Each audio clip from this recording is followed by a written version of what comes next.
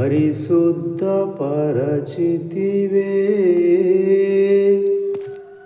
హల్లెలూయా యేసునాథా, కృతజ్ఞత స్తుతులు నీకే. హల్లెలూయా యేసునాథా,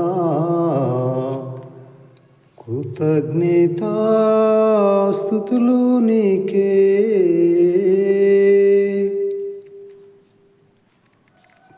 ప్రభునామములో మీకందరికీ పేరు పేరున వందనాలమ్మ.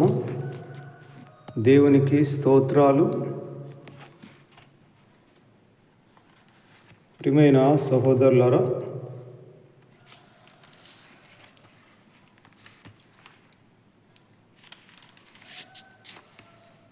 ఉదయకాలంలో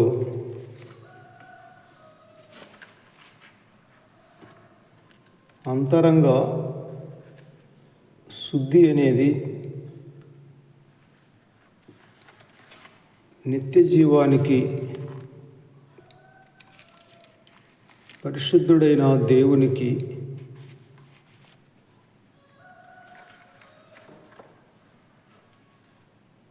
ఇష్టమైనది అనేది మనం రాత్రి విన్నాము. ఆ పరిసయ్యుడు యేసు ప్రభువుని భోజనానికి పిలిచి, భోజనానికి ముందుగా ప్రభు స్నానం చేయలేదు, అనగా కాళ్ళు చేతులు కడుక్కోలేదని అతను ఆలోచన చేస్తుంటే, ప్రభువు మీరు గిన్నె పళ్ళెము కడుక్కుంటారు కానీ మీరు వెలుపల శుద్ధి చేసుకుంటారు, కానీ మీ అంతరంగము దోపుతో, దురాశతో, దుష్టత్వముతో నిండి ఉన్నది. మూర్ఖులారా, వెలుపలి భాగమును కలుగజేసిన వాడు అంతరంగాన్ని కూడా కలుగజేసినాడు కదా. కేవలం వెలుపలి భాగాన్ని, శరీరాన్ని శుభ్రం చేసుకుంటే చాలా, అంతరంగాన్ని శుద్ధి చేసుకోకూడదా అని ఆయన వారిని గద్దించాడు. అలాగే ముందు మీరు దాచిపెట్టుకున్నవి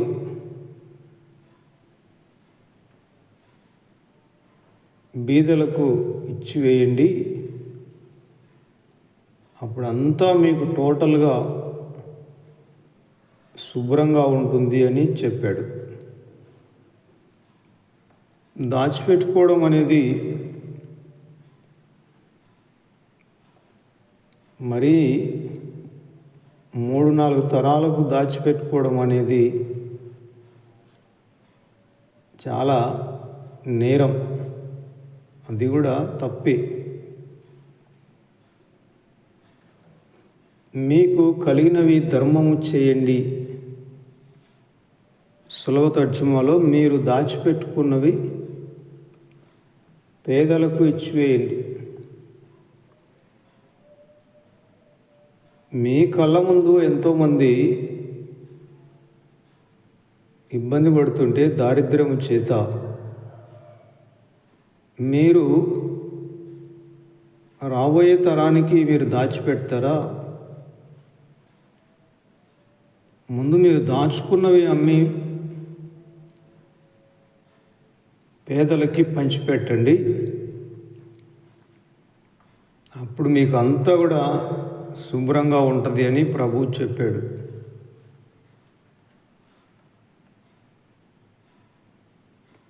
అందుకే మతంలో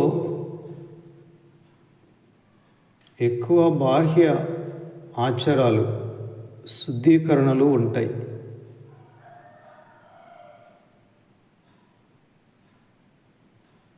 కానీ ఆత్మ సంబంధంగా అంతరంగము శుద్ధి అనేది చాలా ప్రాముఖ్యమైనది. నిజమైన అపవిత్రత అనేది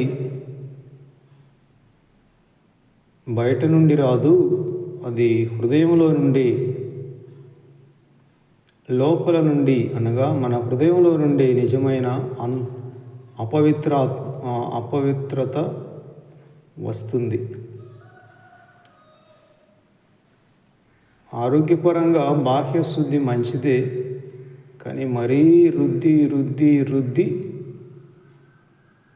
రుద్దడం వలన శరీరము తన ఆరోగ్యాన్ని కోల్పోతుంది.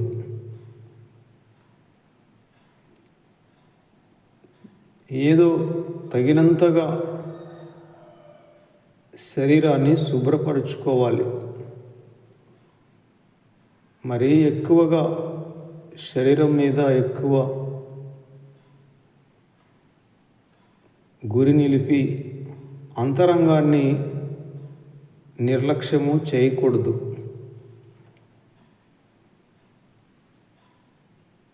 ఏది ఏమైనా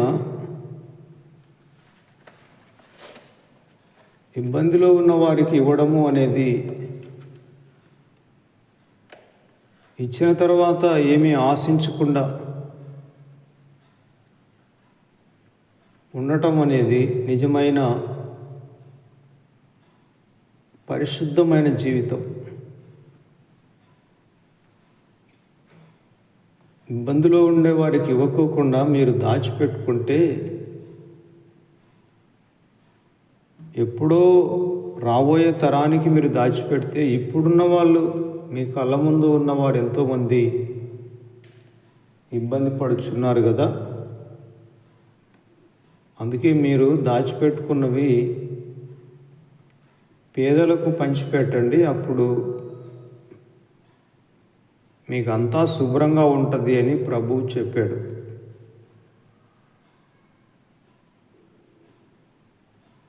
అపొస్తలుల కార్యంలో ఆత్మీయ సూత్రం ఏంటంటే, వారికి కలిగినవన్నీ కూడా వారు తెచ్చి అపొస్తలుల పాదాల దగ్గర పెట్టినారు. ఏది తమది అని అనుకోకుండా అలా చేశారు.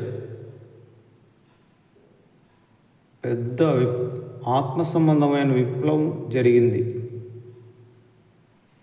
ముఖ్యంగా మార్పు పొందిన వాళ్ళంతా కూడా ఈ వెండి బంగారాలు, ఆస్తులు, భూములు, వీటి మీదనే ప్రాముఖ్యంగా గురి నిలిపి వాటిని లెక్క చేయకుండా అక్కరలో ఉన్న వారికి పంచిపెట్టినారు. అపొస్తలుల కార్యములు 4వ అధ్యాయము 32వ వచనం నుండి, విశ్వసించిన వారందరూ ఏక హృదయమును ఏకాత్మయు గలవారై ఉండిరి. ఎవడునూ తనకు కలిగిన వాటిలో ఏదియూ తనదని అనుకొనలేదు.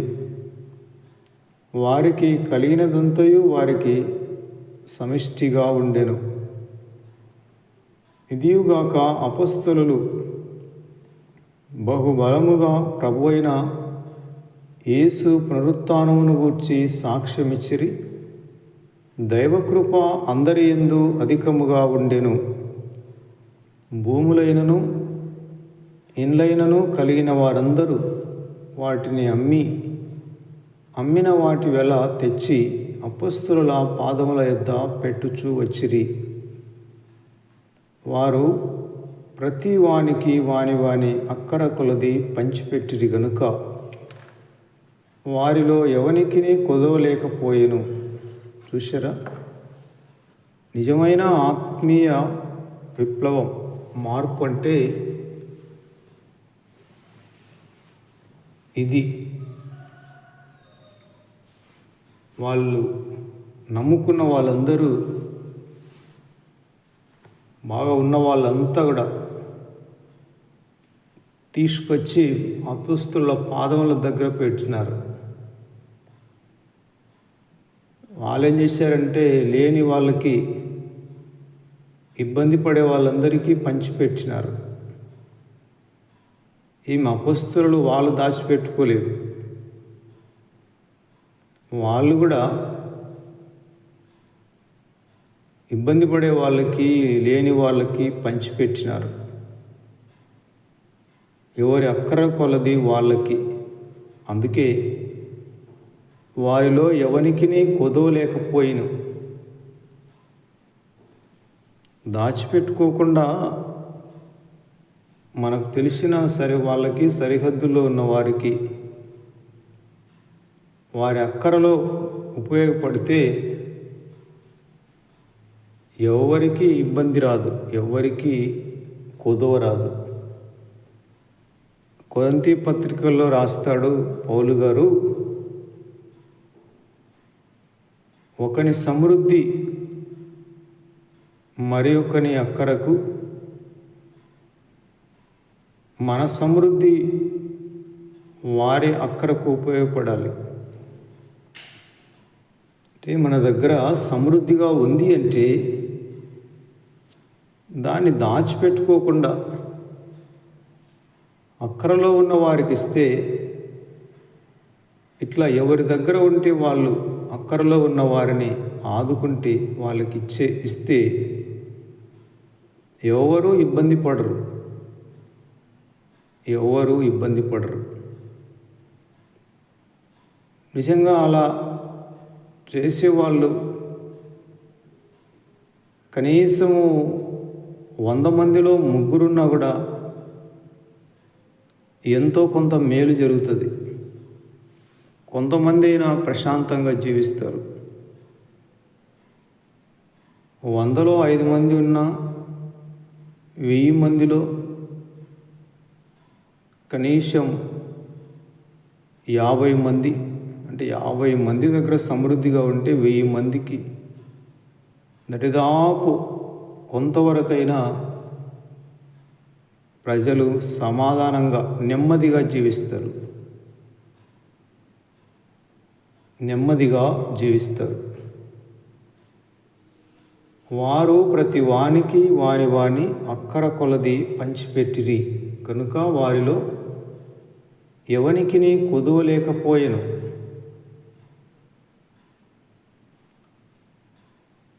కుప్రలో పుట్టిన లేవీయుడగు యోసేపు అను ఒకడుండెను.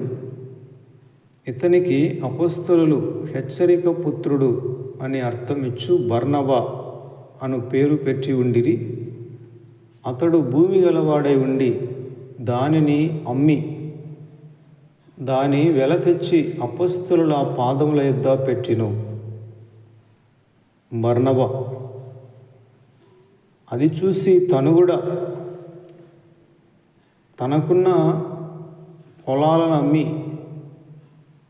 ఆ డబ్బులు తెచ్చి అపొస్తలుల పాదముల దగ్గర పెట్టినాడు. చూశారా, అపొస్తలుల పాదముల యొద్దకు అని 2 మార్లు ఇక్కడ మనం చూడగలం. జనముల ఆస్తి ఐశ్వర్యాలు అపొస్తలుల పాదాల దగ్గరికి వచ్చినాయి. వారు ఆత్మాభిషేకాన్ని పొందినారు. మనము ఆత్మాభిషేకాన్ని పొందితే లోక సంబంధమైన ఐశ్వర్యము, ఆస్తి, వెండి బంగారాలు మన పాదాల దగ్గరికి వస్తాయి. ఎందుకు అంటే అంతా కుప్పేసుకొని దాని మీద కూర్చోమని కాదు, అక్కరలో ఉన్న వారికి పంచిపెట్టురా బాబు అని ప్రభు మనకి అంత సమృద్ధిగా వెండి బంగారాలని, ఐశ్వర్యాన్ని ఇచ్చినాడు అని గుర్తించాలి. ప్రియమైన సహోదరులారా, ఒక పెద్ద ఆయనకు పుట్టిన కుమారులు కానీ, కుమార్తెలు కానీ కనీసము వాళ్ళ రక్తం పంచుకొని పుట్టిన అన్నదమ్ములు, అలాగే అక్కచెల్లెళ్ళు ఎవరికి వాళ్ళు దాచిపెట్టుకోకుండా అందరూ ఒక చోట వాళ్ళకున్నది పోగేసుకుంటే వాళ్ళ వంశంలో ఎవరికి ఇబ్బంది ఉండదు. ఒకరికి ఎక్కువ, ఒకరికి తక్కువ, నాకు కేజీ బంగారం ఉంది, నీకు 2 కేజీలు బంగారం ఉంది, నాకు 10 బిస్కెట్లు ఉన్నాయి, గోల్డెన్ బిస్కెట్లు అని గొప్పగా చెప్పుకుంటుంటారు. నాకు ప్రొద్దుటూరులో స్థలం ఉంది, కడపలో స్థలం ఉంది, హైదరాబాదులో సైట్ ఉంది, బెంగళూరులో ఫ్లాట్ ఉంది. అవన్నీ అమ్మితే మీ చుట్టాలకి, మీ రక్త అన్నదమ్ములకి, అక్క చెల్లెల్లో ఎవరు కూడా ఇబ్బంది పడరు, పేదోళ్ళగా ఉండరు. మేము ఎందుకు ఇస్తాము, మేము కష్టపడి సంపాదించుకున్నాము, వాడు సోమరుడు పనిచేయుడు, మేమెందుకు ఇస్తాము అని అంటుంటారు. అది లోకజ్ఞానం. కానీ ప్రభు అలా చెప్పలేదు. నీ దగ్గర సమృద్ధిగా నువ్వు కష్టపడిన దాన్ని సంపాదించుకున్నావంటే అది దేవుని ఆశీర్వాదం. ఎంతోమంది కష్టపడుతున్నారు కానీ ఎటువంటి ఫలితం లేక ఇబ్బందుల పాలైపోతున్నారు, అనారోగ్యం పాలై, అప్పుల పాలై అవస్థలు పడుతున్నారు. మరి వారు కష్టపడలేదంటే కష్టపడతారు. అయినా కూడా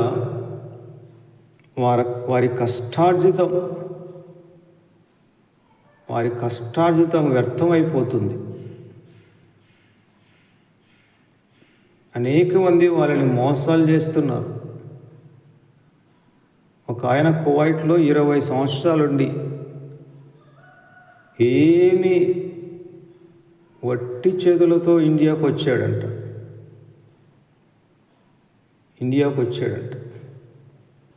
మరి 20 సంవత్సరాలు అనవసరంగా కుటుంబానికి దూరంగా ఉండి ప్రయాస, టైం అంతా కూడా వేస్ట్ కదా. ప్రియమైన సహోదరులరా, ఈ సూత్రం, బైబిల్ సూత్రాన్ని పాటిస్తే కనీసము మన రక్త సంబంధికులైన ఎవ్వరు దరిద్రులుగా ఇబ్బంది పడరు. కానీ బైబిల్ మాట ఎవరు వింటారు? మిగతా వాళ్ళందరి మాట వింటారు. కానీ ఈ గాజులు బాగలేవు, ఇంకొక గాజు ఇప్పుడు ట్రెండ్ కొత్తగా వచ్చినాయి, అవి మార్చుకో అక్క అంటే నిజమే అని వెంటనే రేపే పనిని ప్రారంభిస్తారు, గాజులు మార్చుకునే పనిని. ఈ బుట్టలు బాగలేవు అని ఇప్పుడు ట్రెండ్ కొత్తగా వచ్చినాయి, ఫ్యాషన్, అవి మార్చుకో అక్క అంటే ఇంక రేపే దానికి శంకుస్థాపన చేస్తారు. అంటే అంత ఫాస్ట్గా మూవ్ అవుతారు. మీ దగ్గర సమృద్ధిగా ఉంది కదా, కనీసం మీ చెల్లెలకి, మీ అక్కకి, మీ తమ్ముడు ఇబ్బంది పడుతున్నాడు కదా, మీ అన్న ఇబ్బంది పడుతున్నాడు కదా, వాళ్ళకి ఇవ్వకూడదంటే బాగా చెప్తావే అంటారు. అంటే మనుషులకి జీవపు డంబం ఎక్కువ. ఎక్కడికైనా పెళ్ళికి, ఫంక్షన్లకి వెళ్ళినప్పుడు, జనాలు కూడుకున్నప్పుడు ఇంకా ఉన్నవాళ్ళు ఒకటే ప్రసంగాలు, మాకు అదింది, ఇదింది, అక్కడ ఇక్కడ, ఇంత బంగారు, ఇంత డబ్బులు, మావాడు ఆస్ట్రేలియా, మా పాప లండన్, మా మనవడు స్విట్జర్లాండ్ అంటాడు. చెప్పుకోవడానికే. నీ మనవడు స్విట్జర్లాండ్లో ఉంటే, మీ కూతురు లండన్లో ఉంటే, మీ కుమారుడు ఆస్ట్రేలియాలో ఉంటే ఇక్కడ ఎవరికి ప్రయోజనం? ఎంతసేపు మీ ఊకదంపుడు ప్రసంగాలు, మీ డంబం చెప్పుకోవడానికే కానీ మీ వలన ఎవరికైనా మేలుందా? ఎవరికైనా లాభం ఉందా? ఎవరైనా సంతోషపడుతున్నారా? కన్నీరు తుడవబడుతున్నారా? మానవునికి జీవపు డంబం ఎక్కువ. తన గురించి తనేదో సమాజాన్ని ఉద్ధరించిన వాళ్ళలాగా పెద్ద పెద్ద ప్రసంగాలు చేస్తాడు. కనీసం సొంత తమ్ముడికి, సొంత అన్నకి ఇబ్బంది పడుతుంటే ఉచితంగా 1,00,000 రూపాయలు ఇవ్వలేడు. 1,00,000 రూపాయలు ఇవ్వలేడు, కానీ ఏదేదో చెబుతాడు.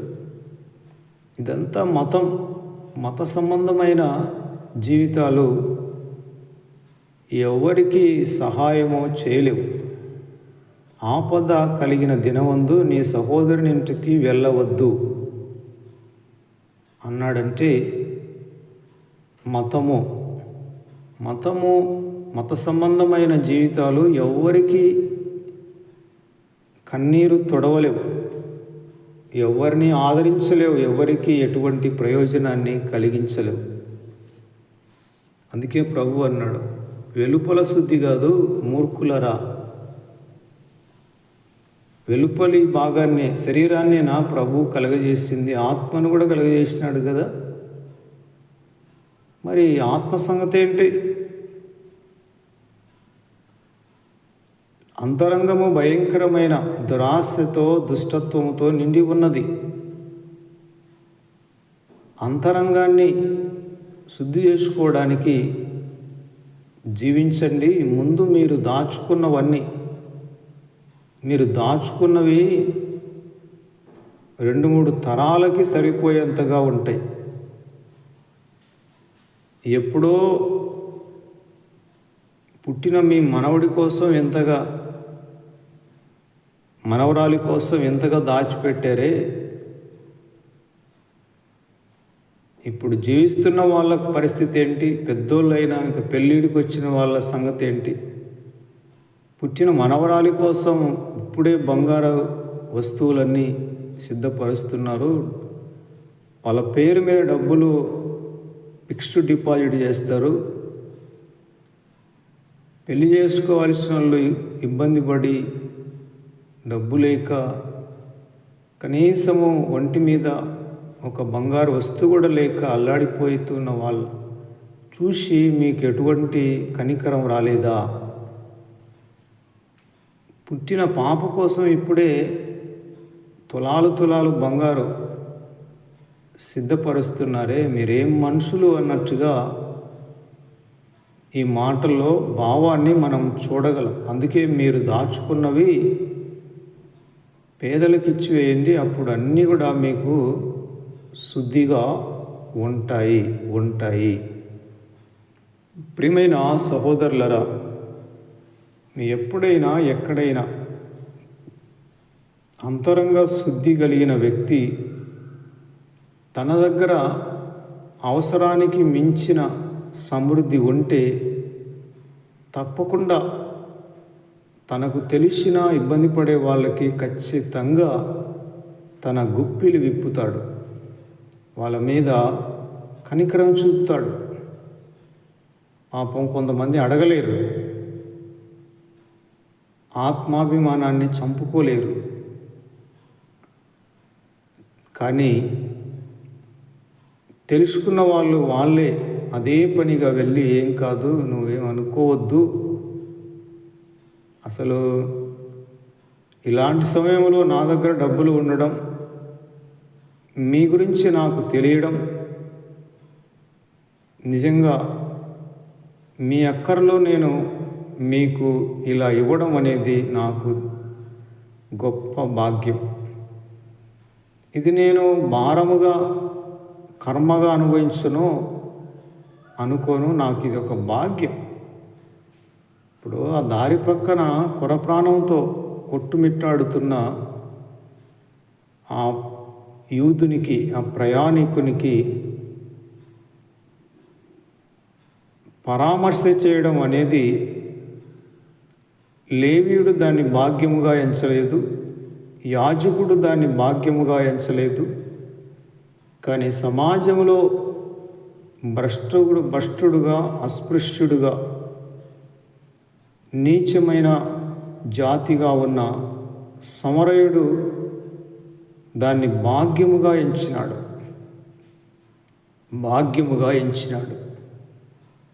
అందుకే ప్రియమైన సహోదరులరా, ఇది నాకు భాగ్యమే కానీ ఇది నాకు భారం కాదు. నిజంగా ఒక మంచి మనసు కలిగిన వారు, ఆత్మ శుద్ధి కలిగిన వారు ఏం చేస్తారంటే, ఇతరులు ఇబ్బంది ఉన్నప్పుడు తన దగ్గర సమృద్ధి ఉంటే వాళ్ళకి ఇవ్వడానికి ఎంతో ఉల్లాసంగా, సంతోషంగా, అబ్బా నాకు ఎంత మంచి అవకాశం దొరికింది, గొప్ప నేను లక్కీ ఫెలోని.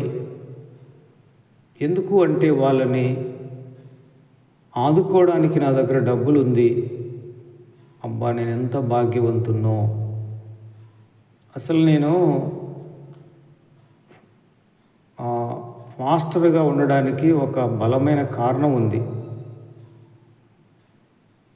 ఏంటి అంటే 2000 సంవత్సరంలో మా ఊర్లో ఇష్టపరయ్య చిన్న పాక వేసినప్పుడు అది ఒకరోజు గాలివానకి మొత్తము బలిపీఠం వైపు ఒక గోడ సగానికి ఇరిగి కింద పడింది.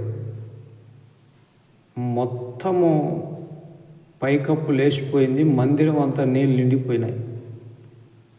అంతవరకు అక్కడ పెద్దలుగా బోధించేవారు అది చూసి, మందిరం కూలిపోవడం చూసి ఆ చిన్న పాక మాకు సంబంధం లేదు అన్నారు. అయితే నేను అప్పుడు అప్పుడు నాకు 20 ఏళ్ళు ఉంటాయి.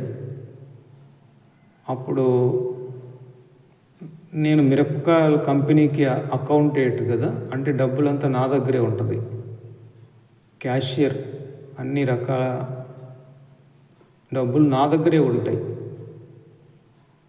అప్పుడు నేను అనుకున్నాను, అయ్యో వీళ్ళు సైడ్ అయిపోతున్నారు, ఇలాంటి సమయంలో సైడ్ అయిపోవడం ఏంటి అని ఆ భయంకరమైన వానలోనే మిగతా గోడల్ని కాపాడుకోవడానికి సుమారుగా మా ఊరు పక్క ఊరులో ఈ పట్టలుంటాయి, యూరియాస్ ఆ పట్టలుంటాయి. అదే ఆ వాన్లో తడుచుకుంటా వెళ్ళి సుమారుగా 1.5 మైలు దూరం నేను ఇంకొక అతను వెళ్ళి తడుచుకుంటా వెళ్ళి ఆ పట్టలు మోసుకొని వచ్చి ఆ మొండిగోడలకి కప్పినాం. ఆ తర్వాత 2000 సంవత్సరంలో అప్పుడు ఆ మందిరానికి ఒక 10,000, అంటే నా దగ్గర అప్పుడు డబ్బులు ఉన్నది. నేను ఎలా దాన్ని అనుకున్నానంటే అదొక భాగ్యముగా ఎంచాను. అబ్బా నాకు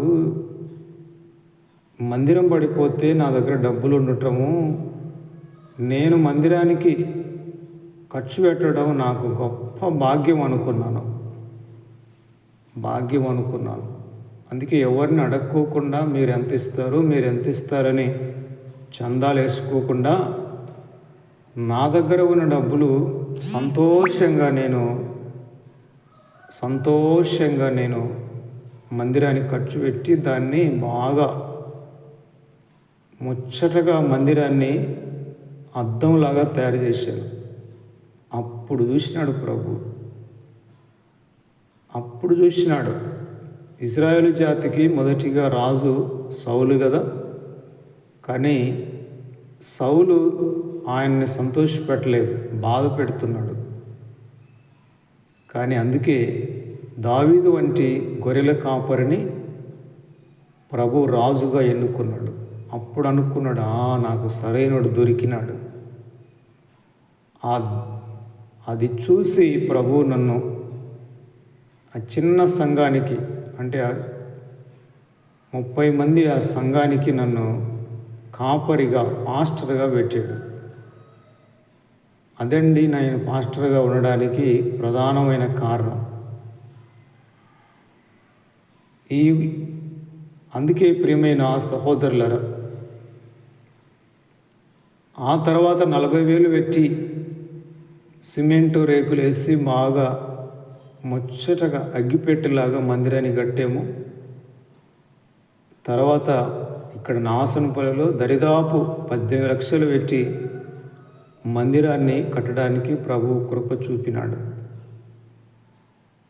ప్రియమైన సహోదరులరా, మన దగ్గర సమృద్ధిగా ఉన్నప్పుడు అవసరానికి మించి అక్కరలో ఉన్న వారికి ఇవ్వడానికి మనం అదొక భాగ్యముగా సంతోషంగా వాళ్ళ అవసరతలో పాలు పొందాలి.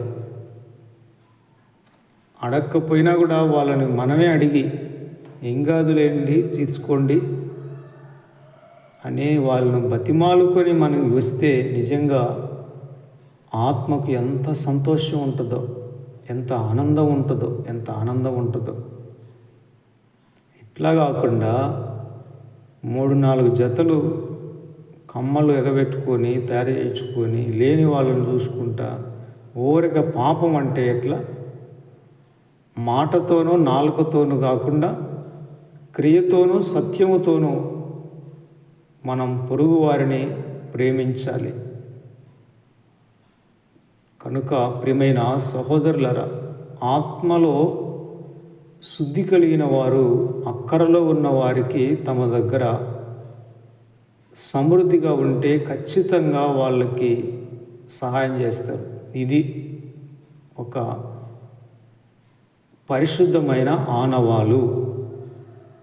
ప్రభు ఈ మాటలు దీవించునుగాక. అందరికీ వందనాలమ్మ. ప్రార్థన చేయండి.